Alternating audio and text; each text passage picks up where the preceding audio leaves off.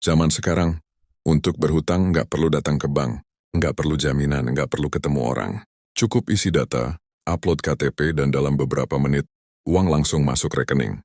Tapi yang jarang disadari adalah, semakin mudah cara berhutang, semakin sulit kita keluar dari jeratnya. Karena yang membuat banyak orang tenggelam bukan bunganya, tapi kebiasaannya berhutang untuk hal-hal yang sebenarnya tidak perlu. Menurut data OJK per Februari 2025, nilai pinjaman online di Indonesia mencapai lebih dari 75 triliun rupiah, dan kelompok usia 19-34 tahun adalah peminjam terbanyak. Ini berarti generasi muda menjadi peminjam terbanyak. Mereka yang seharusnya sedang membangun masa depan, justru terjebak dalam siklus membayar tagihan. Di era sekarang, hutang bukan lagi solusi darurat, tapi sudah menjadi gaya hidup.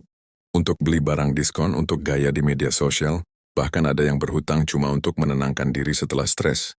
Tapi ironisnya hal itu justru malah menambah stres baru. Akar masalahnya bukan hanya ada di mudahnya pinjam uang, tapi di cara kita berpikir tentang uang. Kita sekarang ada di zaman yang serba cepat dan instan. Pesan makan bisa dalam 5 menit, barang bisa dikirim dalam 1 hari, dan uang bisa cair dalam hitungan detik. Tapi yang nggak bisa instan adalah kematangan berpikir. Banyak orang nggak sadar kalau setiap kali klik setuju pinjam, mereka juga sedang klik setuju menambah beban pikiran. Dan ketika cicilan datang bertubi-tubi, kepala jadi penuh, hati jadi sesak, tidur pun nggak tenang. Dari sinilah depresi mulai tumbuh pelan-pelan, tapi pasti. Orang yang hidup dalam himpitan hutang itu, bagaikan orang hidup yang jiwanya mati. Jangan pernah dekati hutang kalau kamu belum siap menanggung risikonya. Sekali kamu masuk ke dalam lingkaran hutang, keluarnya tidak semudah yang kamu bayangkan.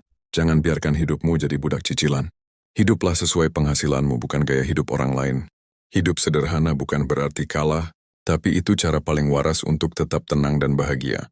Jadi sebelum semuanya terlambat, belajarlah hidup dengan bersyukur dari apa yang kamu punya sekarang, bukan dari apa yang nafsu kamu inginkan.